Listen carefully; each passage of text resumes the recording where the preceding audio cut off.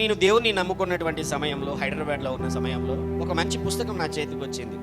ఆ పేరు మీరు కొద్దిమంది విని ఉండవచ్చు, the purpose driven life. Author is Rick Warren గారు.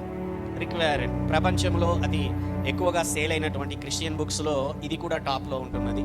ద పర్పస్, నీ యొక్క జీవితం యొక్క ముఖ్య ఉద్దేశం ఏమిటి, దేని చేత నువ్వు నడిపింపబడాలి. ఆ బుక్ చదువుతూ ఉంటున్నప్పుడు బాగా గమనించండి, ఒక 2 ప్రశ్నలు తలెత్తుతాయి. ప్రతి క్రైస్తవునికి కూడా 2 ప్రశ్నలు. హల్లెలూయా. ఎన్ని ప్రశ్నలు? గట్టిగా వెనకలున్న వాళ్ళు ఎన్ని ప్రశ్నలు? ఓకే. ఆ 2 ప్రశ్నలు ఏంటి అంటే, మనము మరణించిన తర్వాత ఈ భూమిని విడిచిన తర్వాత మొదటి ప్రశ్న ఎక్కడ ఎదురవుతుందనంటే, పరలోకం యొక్క గేటు దగ్గర ఆయన రాసుకుంటూ వచ్చాడు. పరలోకంకి ఎంట్రీ ఉంటుంది కదా, ఎంటర్ అయ్యేటువంటి చోట అడుగుతారంట, నువ్వు యేసును నమ్ముకున్నావా? హల్లెలూయా. నమ్ముకుంటే లోపలికి అడుగుపెట్టు, నమ్ముకోకపోతే వెంటనే నువ్వు ఇంటికి కాదు నరకానికి వెళ్ళిపో. హల్లెలూయా. ఎక్కడికి? ఇక భూమిని వదిలిపెట్టిన తర్వాత ఎక్కడికి వెళ్ళాలి? ఇంకా వెళ్తే పరలోకానికన్నా వెళ్ళాలి, లేకపోతే నరకానికన్నా వెళ్ళాలి. ఇక వేరే ఏ మార్గం లేదు. ఆ గాలి వచ్చిందండి, మా పెద్దనాన్న వచ్చినాడు మా ఒళ్ళు మీదకి, మా తాత వచ్చినాడు, మా పెద్దమ్మ వచ్చింది దయ్యమై రూపంలో. వాళ్ళు కాదు వచ్చినది, వాళ్ళ పేర్లు పెట్టుకొని దయ్యాలు వచ్చాయి. చిన్నప్పటి నుంచి చూసాయి కదా, వాళ్ళని చూసాయి కదా, వాళ్ళు ఎట్లా తాగుతారో, ఎట్లా పడుకుంటారో, ఎట్లా తింటారో, ఎట్లా మాట్లాడతారో వాటికి బాగా తెలుసు. వాళ్ళతో మనుషులు చచ్చిపోతారు కానీ దయ్యాలు చచ్చిపోతాయా? చచ్చిపోవు కదా. అవన్నీ తిరుగుతూ ఉంటాయి మన చుట్టూ, మన పేర్లు పెట్టుకొని వచ్చేస్తూ ఉంటాయి అనమాట. ఎవరైతే వాళ్ళ మీద ఎక్కువ ప్రేమ ఆప్యాయత పెట్టుకొని దేవుని వాక్యం లేకోకుండా, లేకపోతే ఇలా ఉంటారో, వాళ్ళ మీద ఎక్కువ బాధ కలిగి ఉంటారో, మరణించిన వాళ్ళమైనా వాళ్ళని ఆహ్వానించేస్తాయి అనమాట. హల్లెలూయా. బాగా గుర్తు పెట్టుకోండి, దేవుని వాక్యం అదే చెప్తా ఉన్నది. ఆమేన్. హల్లెలూయా. మొదటి ప్రశ్న, నువ్వు పరలోకానికి ఎదురవ్వగానే అసలు నువ్వు దేవుణ్ణి యేసుని నమ్ముకున్నావా? నమ్ముకున్నామా? నమ్ముకుంటే పరలోకంలోనికి అడుగు పెట్టేస్తావు. ఆమేన్. హల్లెలూయా.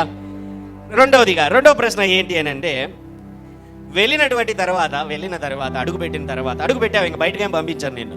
ఇంకా వేరే నువ్వు దేవుని నమ్ముకున్న తర్వాత ఇంకా నరకానికి పోయే ప్రసక్తే లేదు, పరలోకంలోనే నువ్వు అడుగు పెడతావు ఇంకా. ఆమేన్.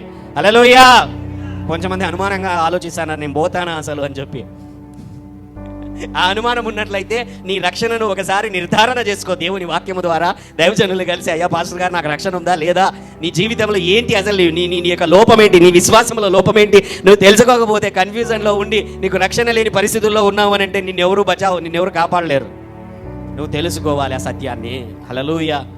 నమ్మి బాప్తిస్మం పొందిన వారు ఎవరు? నమ్మి బాప్తిస్మం పొందినటువంటి వారు రక్షణ పొందుదురు. కాబట్టి గమనించండి, బాప్తిస్మం అనేది ప్రాముఖ్యమైన విషయము. దేవుని యందలి విశ్వాసం, మత మార్పిడి కాదు అది. దేవుని యందలి విశ్వాసం ఉంచావు అని అంటే అది ప్రాముఖ్యంగా నువ్వు చేయాల్సిన పని. రెండవ ప్రశ్న ఏంటి అని అంటే, నువ్వు అడుగుపెట్టిన తర్వాత పరలోకంలో చూడగానే చాలా లెవెల్స్ ఉన్నాయంట. చాలా లెవెల్స్ ఉంటున్నాయి. పత్రికలు పంచిన వాళ్ళకు ఒక లెవెలు, సువార్త చెప్పినటువంటి వారికి ఒక లెవెలు, పాస్టర్స్ చేసిన వారికి ఒక లెవెలు, లేకపోతే ఆయన కొరకు అవమానంలో అనుభవించిన వాళ్ళకు ఒక లెవెలు, ఆయన కొరకు మరణించిన వాళ్ళకు ఒక లెవెలు. హల్లెలూయా. లెవెల్స్ ఉన్నాయి.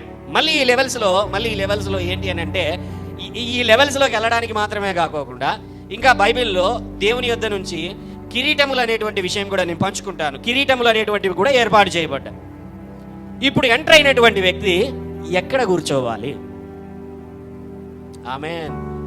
ఎక్కడ కూర్చోవాలి? అది ఎలా నిర్ణయించబడుతుందంటే, యేసును నువ్వు పొందుకున్నావు కదా, భూమి మీద ఉన్నప్పుడు నువ్వు పొందుకున్నావా యేసుని?